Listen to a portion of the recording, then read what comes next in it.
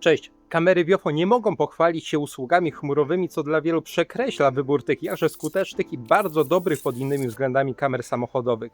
Jednak jest pewna ciekawostka, o której niewielu wie, niewielu używa, ponieważ z kamerą WIOFO można połączyć się zdalnie, nie będąc w pojeździe. Warunkiem, aby to uzyskać, jest to, żebyśmy my, czyli nasze urządzenie, nasz telefon, nasz komputer oraz kamera pozostawali w zasięgu tej samej sieci domowej. Tym samym zapraszam Was do krótkiej prezentacji usługi WIOFO Station Mode.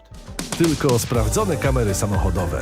Prezentuje Paweł Urbaniak z wideorejestratory24.pl.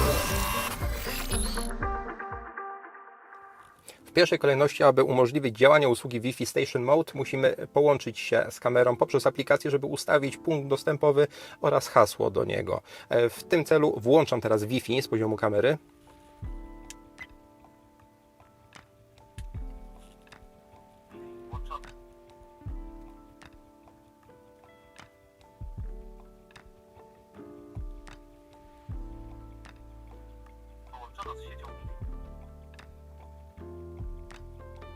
Przechodzimy do ustawień.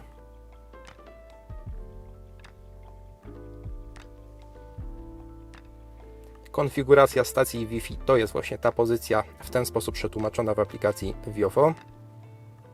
I tutaj wprowadzamy ten punkt dostępowy, tą naszą sieć domową, z którą będziemy się łączyć zarówno za pomocą naszego urządzenia, takiego jak telefon, komputer stacjonarny oraz kamera również musi mieć dostęp do tej sieci. Tutaj uwaga na to, żebyście poprawnie podali hasło, bo kamera nie będzie nas informować o tym, że hasło jest podane niepoprawnie, po prostu się nie połączy.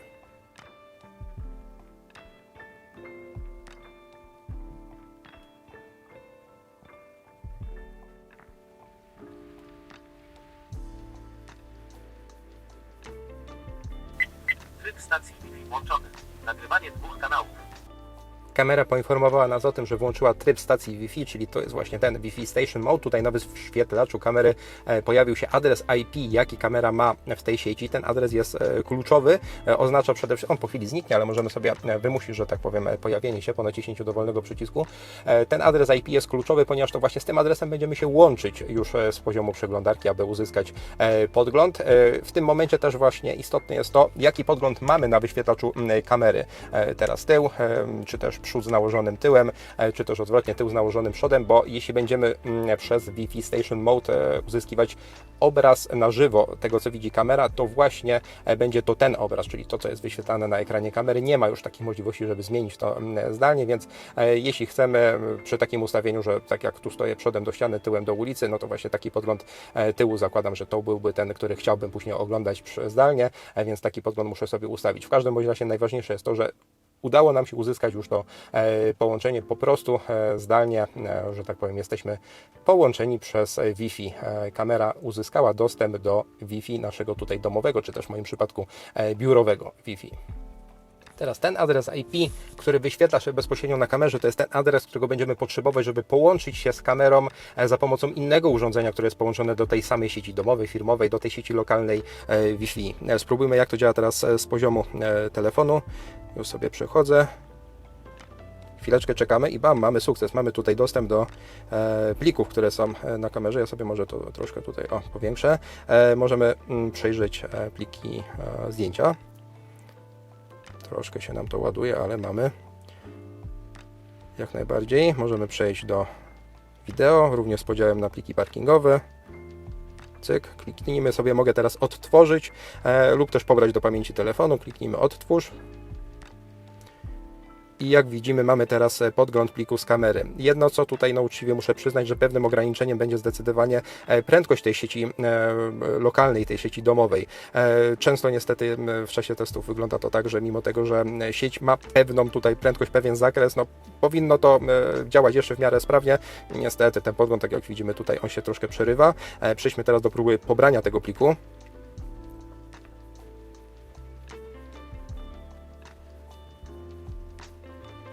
Tak jak widzimy, działa, ale pobiera się niesatysfakcjonująco sprawnie.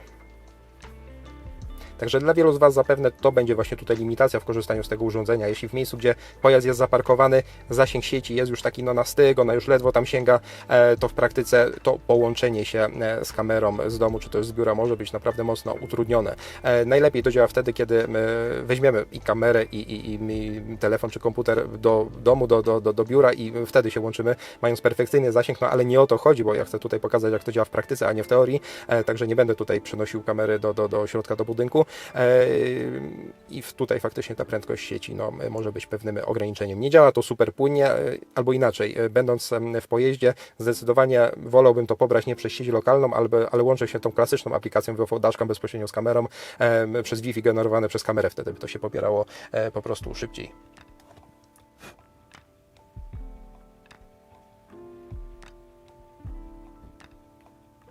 Tak jak widzimy, udało się pobrać, aczkolwiek trwało to naprawdę długo.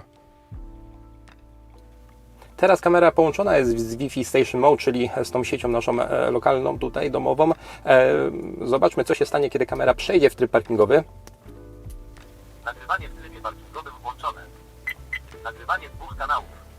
Kamera przeszła nam do trybu nagrywania parkingowego.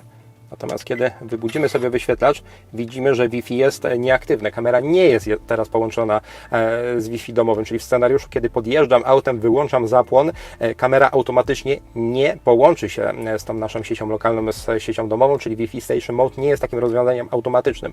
Ja teraz mogę wymusić połączenie kamery z tą siecią, natomiast żeby to zrobić, muszę wykonać akcję. W przypadku tej kamery będzie to przytrzymanie przycisku MIG i Wi-Fi.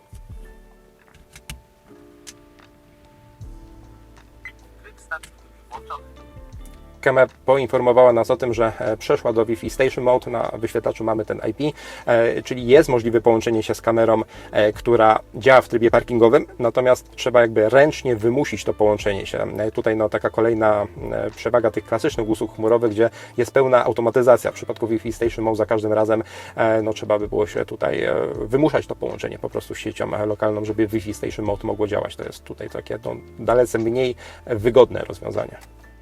Ok, ponownie włączam teraz, symuluję włączenie zapłonu. Nagrywanie 2 kanałów. Czyli po wyjściu z trybu parkingowego kamera połączona ręcznie w trybie parkingowym z Wi-Fi Station Mode zachowuje to połączenie. Możemy to tutaj potwierdzić, wciąż mamy ten IP na wyświetlaczu kamery wyświetlane.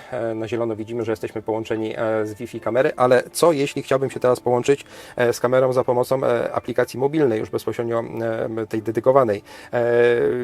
Kiedy chcemy połączyć się teraz za pomocą aplikacji, no widzimy, że nie jest to możliwe. Kamera teraz nie generuje sieci, ponieważ ona teraz jest połączona z tą siecią domową, czyli co trzeba zrobić? Trzeba najpierw wyłączyć Wi-Fi.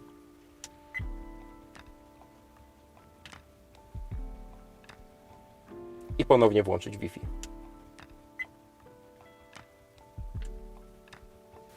Włączone. I widzimy teraz, że kamera jest w trybie generowania sieci, czyli teraz mogę dopiero połączyć się z kamerą za pomocą dedykowanej aplikacji WiFi Dashcam, czyli pewien taki kolejny minus, że niestety jest to tutaj utrudnione. Gdybyśmy chcieli połączyć się za pomocą tej dedykowanej aplikacji, a wcześniej byliśmy połączeni za pomocą usługi WiFi Station Mode, musimy najpierw wyłączyć Wi-Fi i włączyć je ponownie, żeby było możliwe to połączenie tutaj za pomocą aplikacji Wi-Fi. Czyli innymi słowy, kamera, kiedy jest połączona z Wi-Fi naszym domowym, nie jest w stanie już generować sieci, czyli musimy najpierw wyłączyć Wi-Fi, ponownie włączyć, żeby kamera była w tym trybie generowania sieci. A w jakim trybie jest, no najprościej widać to, czy ona generuje sieć, czy jest w trybie tym, kiedy jest połączona z tą naszą siecią lokalną. Ok, ponownie wyłączę teraz Wi-Fi.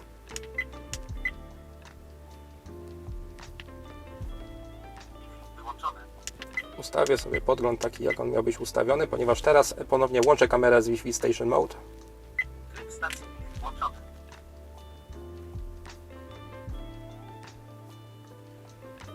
I zapraszam Was już w inne miejsce, gdzie z komputera osobistego pokażę, jak wygląda ten podgląd na żywo, no już właśnie z poziomu komputera. Także opuszczam teraz auto.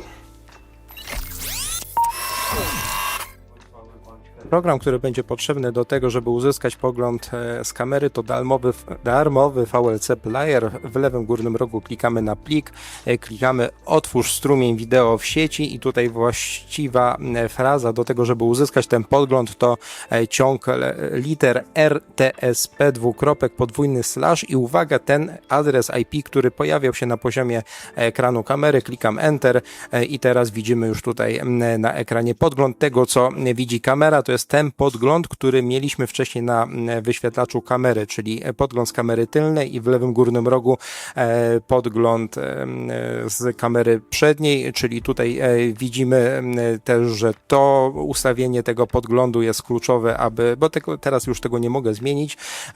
Widzimy również, że no, ta jakość tego podglądu jest mocno ograniczona, jest to takie powiedzmy VGA, tu nie ma nic wspólnego już z 4K, z 2,5K, nie, to jest bardzo taka podglądowa jakość, natomiast widzę tutaj wszystko, widzę tutaj pojazdy, widzę tutaj padający deszcz, jak najbardziej jest to użyteczne i w ten sposób mogę się połączyć z kamerą. Dalej, jeśli chciałbym z poziomu przeglądarki również uzyskać dostęp do tych plików, które są na karcie pamięci, to również mam taką możliwość. Tutaj zdjęcia, które są na karcie, proszę bardzo, nagrania, tutaj nagrania parkingowe też jak najbardziej jest taka możliwość, żeby sobie teraz już się rozpoczęło pobieranie tego pliku. Także ta sama funkcjonalność może być z dowolnego urządzenia, czy to z telefonu, czy to z komputera osobistego, jak widać to jest tutaj zdublowane. Jeśli podgląd zdalny, to VLC Player, jeśli po prostu pliki, no to wpisujemy po prostu IP kamery i już. Tak jak widzieliście, VIOFO Station Mode trochę taka ciekawostka, trochę taka nowinka technologiczna, raczej dla geeków, raczej to nie jest to używalne rozwiązanie, którego poleciłbym, żeby korzystać z tego na co dzień, natomiast jest, być może komuś się przyda. Jeśli macie jeszcze jakieś pytania odnośnie tej usługi bądź innych funkcji tych bądź innych kamer samochodowych, sekcja komentarzy jest wasza. Ja z tej strony serdecznie dziękuję za oglądanie. Widzimy się przy okazji kolejnego testu, kolejnego materiału na temat kamer samochodowych. Cześć! Subskrybuj nasz kanał na YouTube, obserwuj media społecznościowe i stronę wideorejestratory24.pl.